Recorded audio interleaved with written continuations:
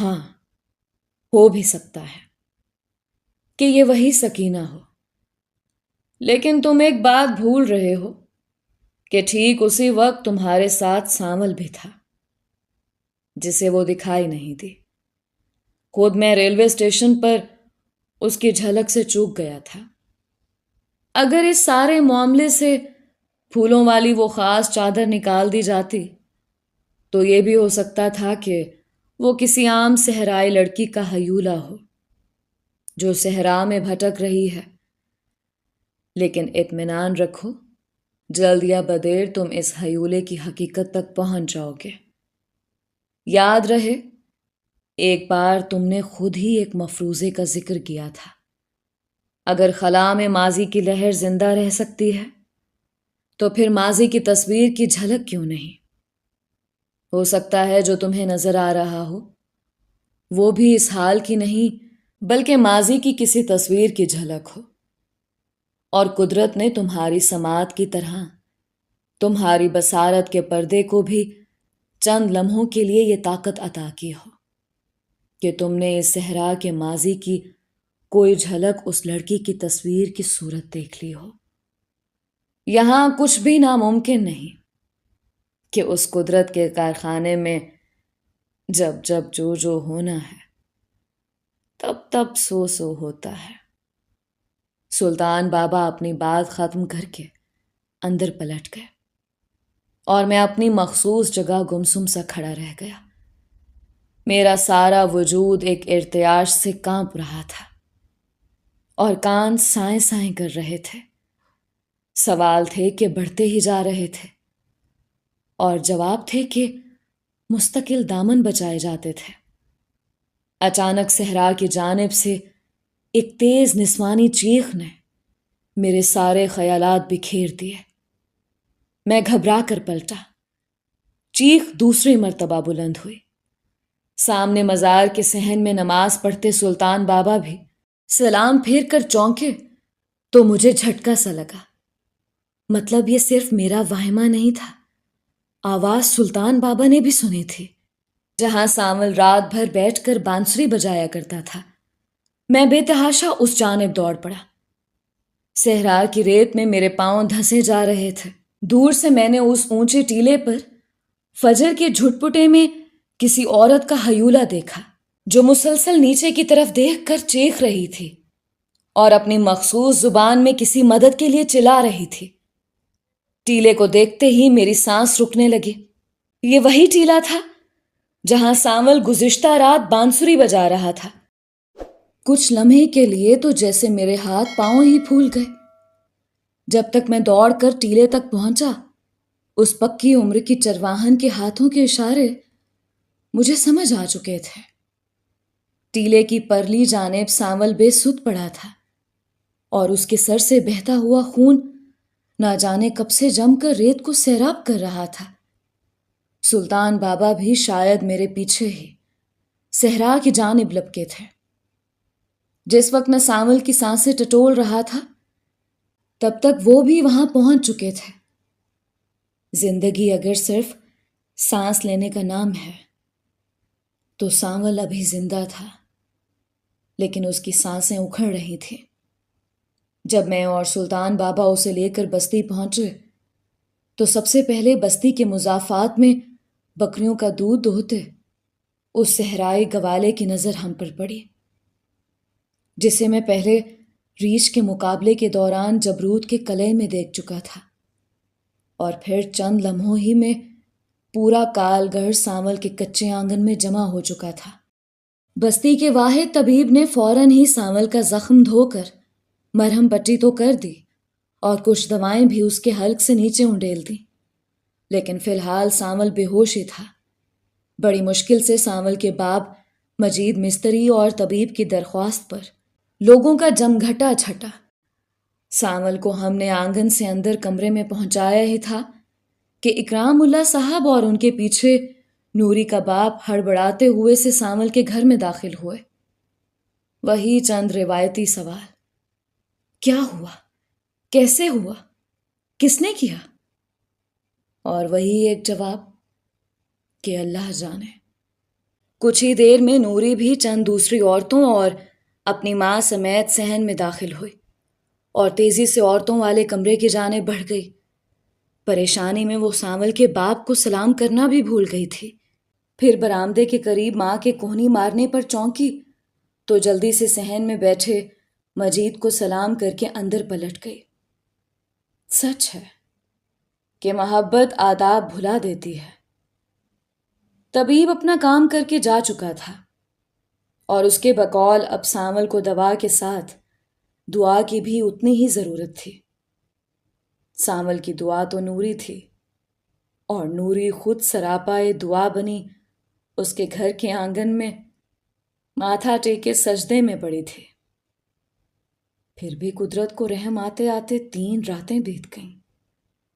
سانول کی طویل بے ہوشی تیسری فجر سے کچھ پہلے ٹوٹی۔ اس اثناء میں اور سلطان بابا باری باری مزار سے ہو کر آتے رہے۔ اس وقت اتفاق سے میں ہی سانول کے سرہانے موجود تھا جب اس نے دھیرے دھیرے کرہاتے ہوئے آنکھیں کھول دیں۔ نوری کی دعا آخر کار فلک میں چھید کرتی ہوئی مقام قبولیت سے جا ٹکرائی تھی۔ سانول کو صرف اتنا یاد تھا کہ وہ اس رات بھی حسب معمول اپنی مخصوص جگہ پر بیٹھا بانسری کی تانوں سے کھیل رہا تھا کہ اچانک ہی اندھیرے سے 4 نقاب پوش سائے اس کی جانب لپکے اور پھر کھینچا تانی کے دوران کوئی کند فولادی چیز اس کے سر سے ٹکرائی، جس کے بعد سانول اپنے ہوش کھو بیٹھا۔ ان نقاب پوشوں کی تکرار سے صرف اتنا ظاہر ہو رہا تھا کہ وہ سانول کو کال گڑھ میں مزید ایک لمحہ بھی برداشت کرنے کے لیے تیار نہیں۔ لیکن کیوں؟ اس کا جواب ہم میں سے کسی کے پاس نہیں تھا۔ بہرحال اس وقت تو سانول کا ہوش میں آ جانا ہی اس کے پیاروں کے لیے غنیمت تھا۔ سانول کی دیگرگوں حالت اس بات کا اشارہ تھی کہ اسے فی الحال بستر سے اٹھنے میں چند دن مزید لگیں گے، لیکن میں جانتا تھا کہ سانول زیادہ دن تک خود کو پابند نہیں رکھ پائے گا۔ شام کو جب میں مزار واپسی کے لیے اٹھنے لگا تو اس نے میرا ہاتھ دبا کر مجھے کچھ دیر مزید رکنے کا اشارہ کیا۔ عیادت کے لیے آئے ہوئے چند دیہاتی جب کمرے سے باہر نکل گئے تو اس نے دھیرے سے پوچھا، وہ آئی تھی؟ مجھے اس کی حالت سے زیادہ اس کے سوال پر ہنسی آ گئی۔ کہیں اسے بلانے کے لیے خود ہی تو اپنا سر نہیں پھوڑ ڈالا؟ میری بات سن کر وہ بھی ہنس پڑا۔ اسے بلوانے کے لیے تو یہ سر کاندھوں سے اتار کر نیچے بھی رکھ سکتا ہوں۔ پھر اس نے صحرائی زبان میں ایک مصرع پڑھا۔ میں نے سوالیہ نظروں سے سانول کی طرف دیکھا تو اس نے لمبی سی آہ بھرتے ہوئے مجھے ترجمہ سنایا کہ عاشق چاہے جیسا بھی درد اٹھا لے، کتنی ہی گہری چوٹ کیوں نہ کھا لے، دنیا والے اس کے زخموں کو ایک ڈھونگ ہی سمجھتے ہیں، لیکن پھر بھی عاشق جسم پر زخموں کے داغ سجاتا ہی رہتا ہے تاکہ جب کبھی محبوب سے ملاقات ہو تو وہ اسے داد پا سکے۔ میں حیرت سے سانول کی زبانی اس صحرائی قطعے کا ترجمہ سنتا رہا۔ کچھ چیزیں اس پوری کائنات میں کس قدر یکساں ہوتی ہیں، ہوا، پانی، دھوپ، بارش، اور یہ محبت کا جذبہ صرف لفظ اور لہجہ ہی بدلتا ہے، باقی ہر کسک ایک سے ہی رہتی ہے۔ کائنات کے ہر ذرے کی طرح محبت بھی شاید وحدت ہی کی قائل ہوتی ہے، درد، تڑپ، چبھن اور کسک کی وحدت، روح کو آری سے 2 حصوں میں چیر دینے کی یکسانیت، قطرہ قطرہ کر کے جان نکالنے کی مماثلت۔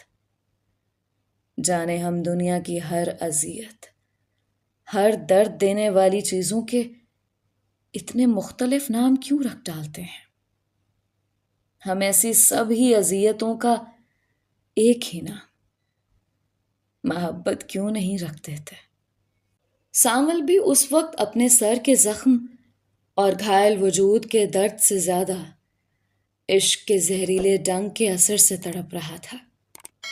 میں نے اسے بتایا کہ اس کے زندگی کی طرف لوٹنے میں نوری کی منت ہی کا سب سے زیادہ دخل ہے۔ گزشتہ 3 دنوں سے وہ اپنی ماں سمیت کسی نہ کسی بہانے سے سانول کے کمرے کے آس پاس ہی بھٹک رہی ہے۔ اگرچہ مردوں کی موجودگی کے سبب وہ سانول کے اتنے قریب نہ آ سکی، لیکن میں نے ہر لمحہ اس کی بے چین آنکھوں اور بے تاب روح کو سانول کے سرہانے ہی موجود پایا۔ شاید اب بھی یہیں قریب کسی دیوار سے پرے اپنے من کے ہاتھ اپنے مالک کے سامنے پھیلائے بیٹھی ہو۔ سانول دم بخود سا میری بات سنتا رہا۔ اس کا محبوب اس قدر قریب موجود تھا، یہ سن کر اس کی حالت مزید ہجانی سے ہو گئی۔ دیواروں سے پار جھانکنے کی اتنی شدید خواہش اس سے پہلے میں نے کبھی کسی کی آنکھوں سے جھلکتی نہیں دیکھی تھی، لیکن دیوار کا دوسرا نام ہی رکاوٹ، پابندی ہے، اور ہم انسان خود ہی تو ایسی کئی دیواریں کھڑی کرتے ہیں، اپنے لیے، نئے جذبوں کے لیے۔ سانول کے گھر سے مزار کی جانب لوٹتے ہوئے جانے کیوں مجھے سکینہ کو اٹھا لے جانے والے 4 نقاب پوش یاد آتے رہے۔ ان میں اور سانول پر حملہ کرنے والے نقاب پوشوں میں کوئی ایسی مماثلت تھی جو میرے ذہن کی کنڈی ہلاتی رہی۔ کہیں وہ سانول کو بھی سکینہ کے معاملے میں میری رہنمائی کرنے کی سزا دینے تو نہیں آئے تھے؟ یہ کیسا معمہ تھا جو سلجھنے میں ہی نہ آتا تھا؟ مزار کے صحن میں سلطان بابا تسبیح پڑھ رہے تھے۔ چند لمحوں بعد فراغت پائی تو کہنے لگے، تمہارا دوست آیا تھا۔ میں نے اسے روٹی ڈال دی تھی، لیکن شاید اسے تمہاری عادت پڑ گئی ہے۔ ناراض ہو کر پلٹ گیا۔ وہ شاید کالے کی بات کر رہے تھے۔ میں نے انہیں سانول پر حملہ کرنے والوں کے بارے میں اپنے خدشے سے آگاہ کیا تو بولے، ہاں ایسا ممکن ہے۔ سانول کو بھی اب احتیاط کرنی چاہیے۔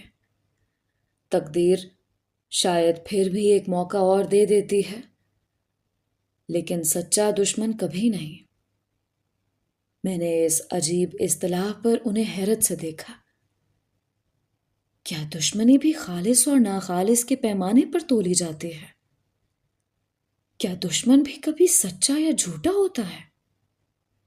انہوں نے دوسری تسبیح ختم کر کے مجھ پر پھونک ماری۔ سچائی اور خالص پن کی جتنی ضرورت دشمنی کے جذبے میں ہوتی ہے، اتنی تو شاید یہ دوستی میں بھی نہ ہوتی ہو۔ دشمن خالص اور معیاری نہ ہو تو اعلیٰ ظرف حریف کے لیے مقابلہ بہت مشکل ہو جاتا ہے۔ قدیم منگول نسل کے کچھ لوگ شاید آج بھی ہمارے درمیان زندہ ہیں، جو دشمنی اور انتقام کو ایک اعلیٰ جذبہ سمجھتے ہیں، اور دشمن ان کے لیے جینے اور آگے بڑھنے کی تحریک کا باعث ہوتا ہے۔ اسی لیے ان کا ایک قول ان میں نسل در نسل منتقل ہوتا رہتا ہے۔ سلطان بابا کسی آہٹ کی آواز سن کر اپنی بات ادھوری چھوڑ کر چپ ہو کر باہر صحرا کی جانب متوجہ ہو گئے۔ میں نے بے چینی سے کروٹ بدلی۔ کون سا قول؟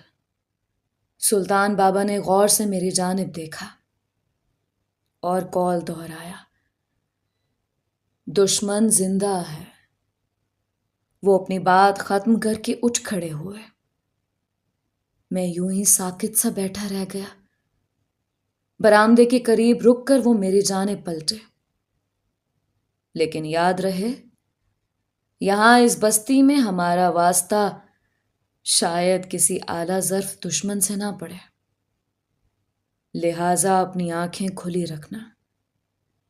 سلطان بابا اپنے کمرے کی جانب بڑھ گئے، اور میں ہمیشہ کی طرح ان کے الفاظ کی بھول بھلائیوں میں کھو کر رہ گیا۔ میں آج تک محبت ہی کو طاقتور ترین انسانی جذبوں میں شمار کرتا تھا، لیکن آج میرے اندر کئی دروازے مزید کھل گئے تھے۔ واقعی کتنی بڑی بات کہہ گئے تھے سلطان بابا. دشمن زندہ ہے. جانے یہ قول دعا تھا یا بد دعا، حسرت تھی یا نفرت کے انتہا. میں ساری رات کالے کا انتظار کرتا رہا، لیکن وہ واپس نہیں پلٹا. صبح کچھ دیر کے لیے آنکھ لگی تو بھی نیند میں بے چینی تھی. ہمیشہ کی طرح کسی انہونی کا خوف مجھ پر طاری ہونے لگا تھا. صبح نہ جانے سلطان بابا کو کیا سوجھی کہ خود ہی بول پڑے، چلو میاں تمہاری دوست کی عیادت کو ہو آئے، اسی بہانے وہاں اکرام صاحب سے بھی ملاقات ہو جائے گی. زیادہ تر سلطان بابا کی یہی کوشش ہوتی تھی کہ ہم دونوں میں سے کوئی ایک ہمہ وقت مزار پر موجود رہے، اور ویسے بھی وہ زیادہ تر بستی کی جانب جانے سے گریز ہی کیا کرتے تھے.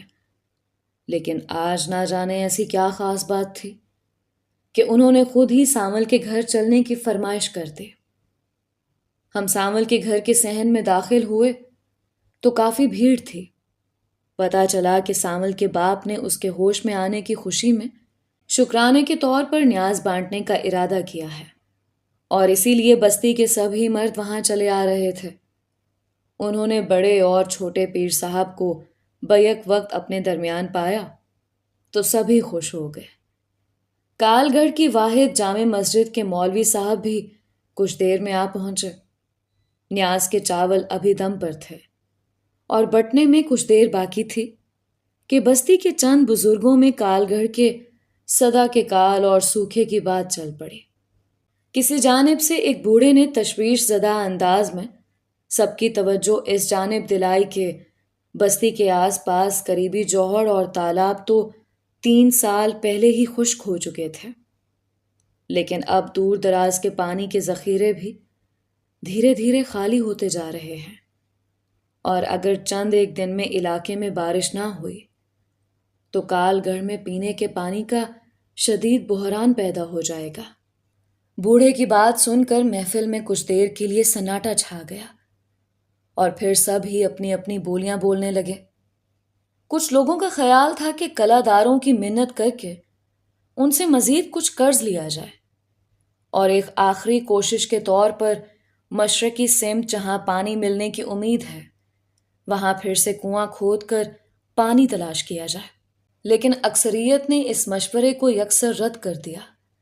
ایسی بارہا کوششیں پہلے ہی ناکام ہو چکی ہیں، اور قرض کا بوجھ پہلے ہی اتنا بڑھ چکا ہے کہ مزید ایسی کوئی صحیح لا حاصل صرف وقت کے ضیاع ہی کا باعث ہوگی. اچانک کوئی کسی کونے سے بولا، تو پھر بڑے پیر صاحب سے درخواست کرتے ہیں کہ وہ بارش کی دعا کریں، اب اور کوئی چارہ نہیں ہے. اس آواز کا بلند ہونا تھا کہ سب ہی کی جانب سے سلطان بابا کے سامنے فریاد پیش کی جانے لگے. ایک شور سمجھ گیا. مولوی صاحب نے بھی بارش کے لیے دعا کی درخواست دائر کر دی. سلطان بابا نے ہاتھ اٹھا کر سب کو خاموش کروایا اور دھیمے لہجے میں بولے، اگر آپ سب کا یہی مشورہ ہے تو پھر دعا بھی ہم سب اجتماعی طور پر کریں گے. آج عصر کی نماز کے بعد بڑے میدان میں ساری بستی کے مرد نماز استسقاء کے لیے جمع ہو جائیں. ہم سب پیش امام صاحب کی معیت میں باجماعت نماز ادا کر کے اللہ کے حضور اپنی درخواست پیش کریں گے.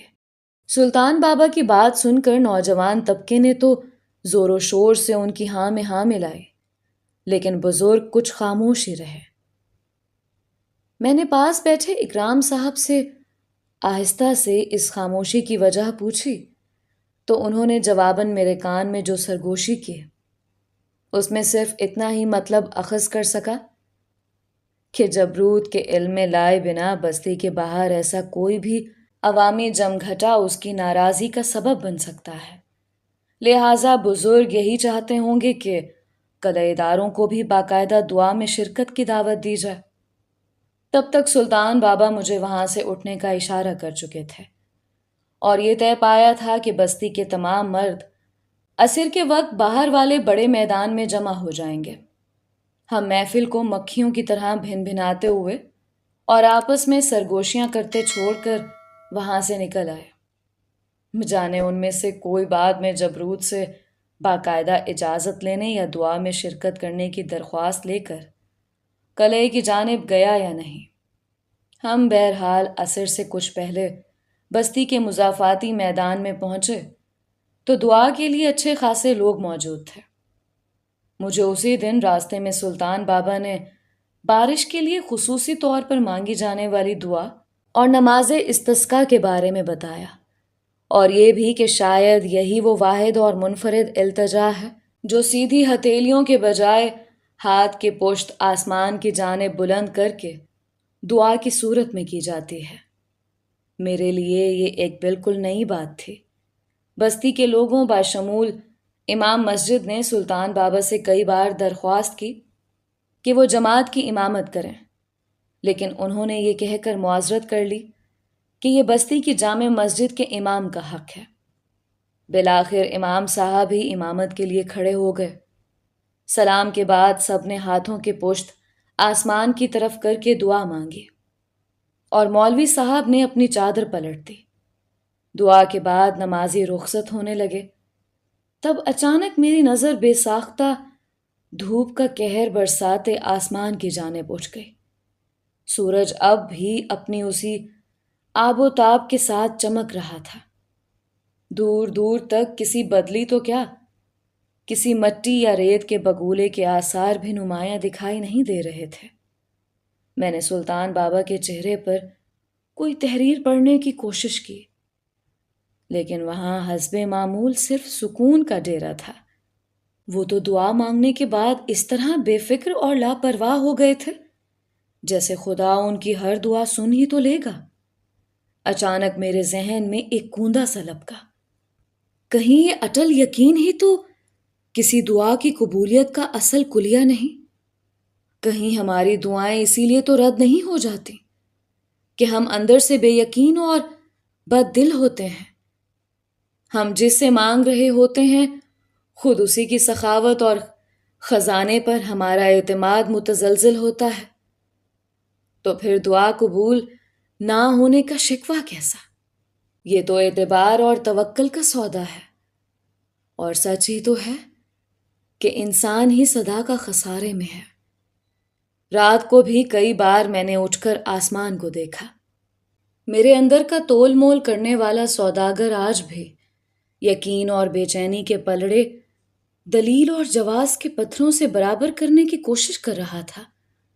آدھی رات کے قریب جب مجھے پہلی جھپکی آئی تب تک آسمان بالکل صاف تھا۔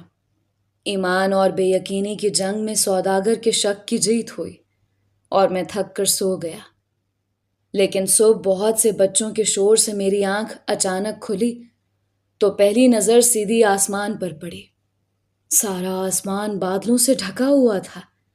بستی کے سارے بچے کاغذ اور پلاسٹک کے پتنگے لمبی لمبی ڈوروں سے باندھے صحرا میں چلتی تیز ہوا کے دوش پر اڑائے پھر رہے تھے۔ میں ایک جھٹکے سے اٹھ بیٹھا۔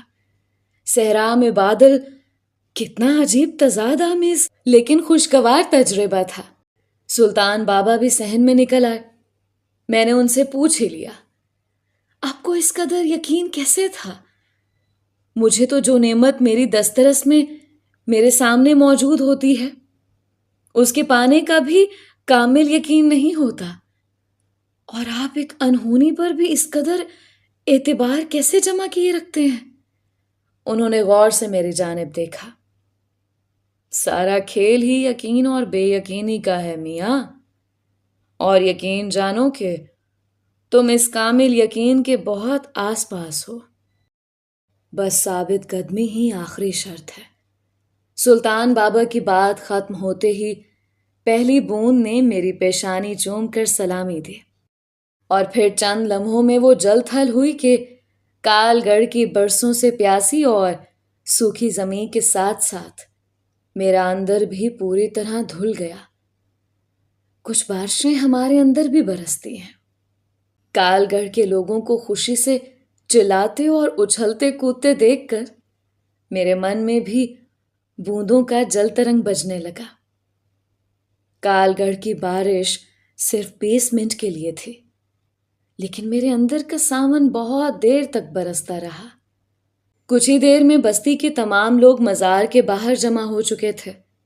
وہ سلطان بابا کا شکریہ ادا کرنے کے لیے آئے تھے کہ ان کی دعا سے کال گڑھ کے نصیب کی بدلی آج کھل کر برسی تھی۔ لیکن سلطان بابا نے مسکراتے ہوئے بات انہی پر ڈال دی کہ میں نے اللہ سے صرف اتنی دعا کی تھی کہ کال گڑھ میں جو بھی تجھے سب سے زیادہ عزیز ہے اس کے صدقے بارش بھیج دے۔ اب تو یہ تم ہی سب مل کر کھوجو کہ تم میں اللہ کا وہ سب سے پیارا کون ہے۔ یہاں بستی میں سب ہی کے من کی کلی کھل رہی تھی، مگر کوئی ایسا بھی تھا جو قدرت کو اپنی سلطنت میں دخل اندازی کرتے دیکھ کر تل ملا رہا تھا۔ جانے کیوں مجھے اسی روز احساس ہو گیا تھا کہ جبروت کبھی سلطان بابا کے لیے لوگوں کی آنکھوں کی یہ محبت اور عقیدت برداشت نہیں کر پائے گا، اور اسی خدشے کا اظہار اسی شام سانول نے بھی کر دیا جب میں اسے ملنے اس کے گھر پہنچا۔ مغرب کا وقت ڈھل چکا تھا، گھر میں چہل پہل بھی کم تھی۔ سانول نے جلدی سے میرا ہاتھ پکڑ کر مجھے اپنے سرہانے بٹھا لیا۔ اس کی حالت پہلے سے کافی بہتر تھی اور زخم بھی بھر رہا تھا، لیکن اس کے باپ نے اسے اپنی قسم دے رکھی تھی کہ اب وہ تنہا صحرا میں بانسری بجانے کبھی نہیں جائے گا۔ سانول اس بات پر بھی کافی جھنجھلایا ہوا تھا، لیکن فی الحال اس کی پریشانی کی وجہ کچھ اور تھی۔ اس نے مجھے بتایا کہ جس دن اس پر حملہ ہوا ہے، بستی کا بوڑھا کھوجی بھی اپنے گھر سے غائب ہے۔ اس کے گھر کو بھی تالا لگا ہوا ہے اور بستی میں کوئی نہیں جانتا کہ کھوجی کہاں چلا گیا ہے۔ میں بھی چونکا، تبھی وہ بوڑھا اتنے دنوں سے مجھے بھی دکھائی نہیں دیا تھا، نہ ہی وہ سانول کی مزاج پرسی کے لیے اس کے گھر آیا تھا۔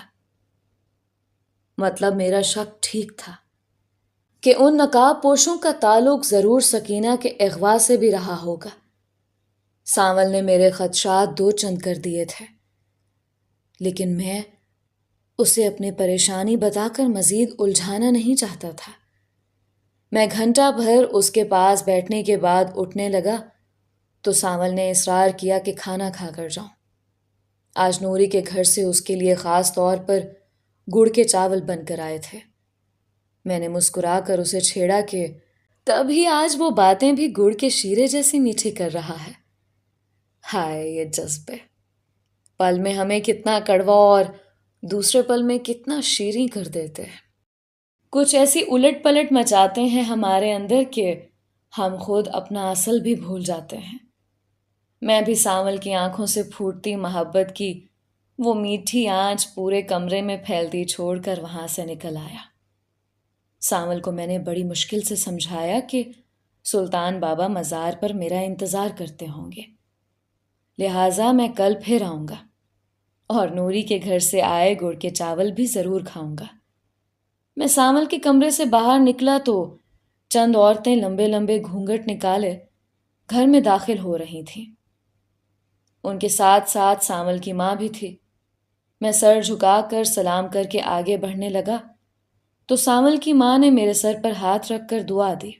شالا چھوٹا پیر جیوے، کائنات کی ساری مائیں شاید ایک ہی مٹی سے گوندھی گئی ہوتی ہیں، آنسوؤں، دعاؤں اور خدمت کی مٹی۔ مجھے مما یاد آ گئی اور میری آنکھیں بھیگ گئیں۔ میں دروازے سے نکل ہی رہا تھا کہ میرے عقب سے ایک سہمی اور ڈری سی نازک سی آواز ابھری، چھوٹے پیر جی۔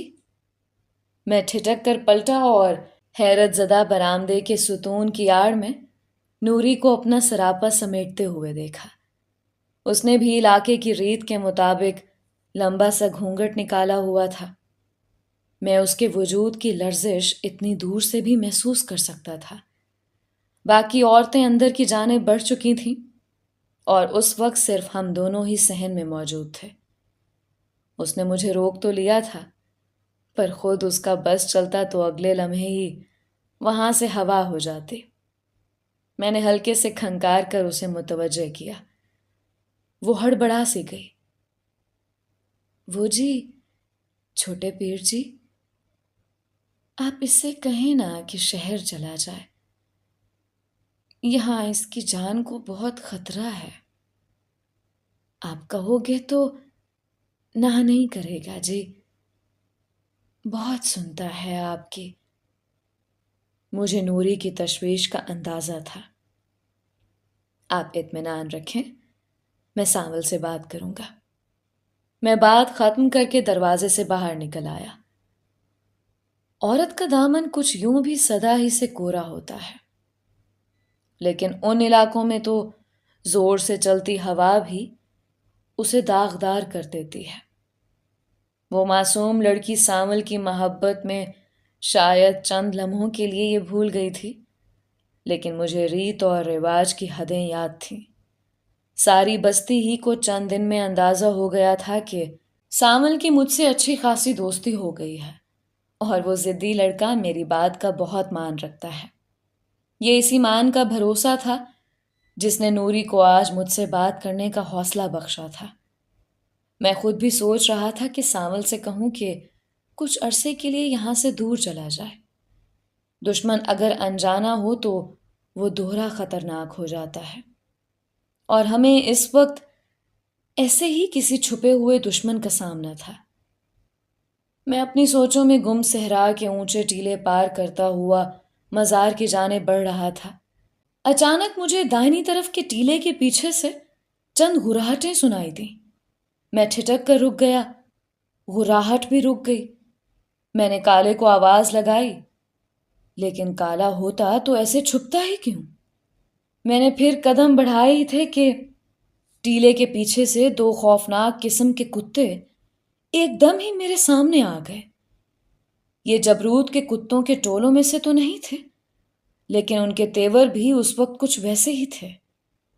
احساس ہوا کہ بچپن سے میرے اندر چھپا کتوں کا خوف ایک دم ہی میرے سارے وجود پر طاری ہو گیا، اور میں ٹھیک اسی طرح اپنی جگہ منجمد ہو گیا جیسے بچپن میں کسی کتے کے گرانے پر اپنے پیروں سے جان نکل جانے پر ہو جاتا تھا۔ کتوں نے زکند بھرنے کے لیے اپنے جسم کو تولا۔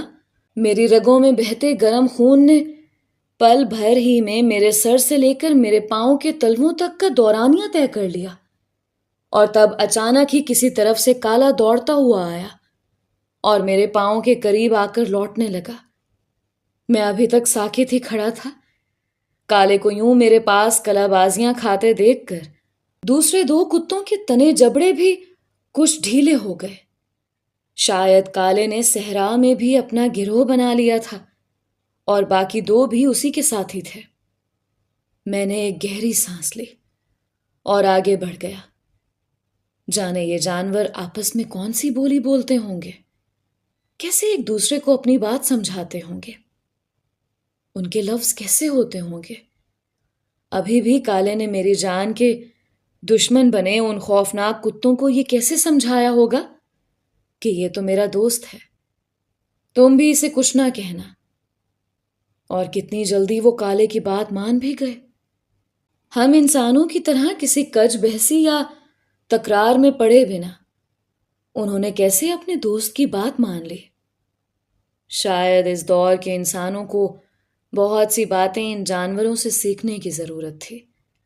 اچانک میرے ذہن میں ایک گوندا سا لپکا، کہیں یہ لفظ صرف ہم انسانوں ہی کی مجبوری تو نہیں ہوتے، رابطے کے کئی اور ذرائع بھی تو ہوتے ہوں گے، جیسے ان جانوروں کا آپس میں رابطہ، اور پھر وہ رابطہ، وہ جذبہ اور پیام ہی کیا جسے لفظوں یا زبان کی ضرورت محسوس ہوتی ہو۔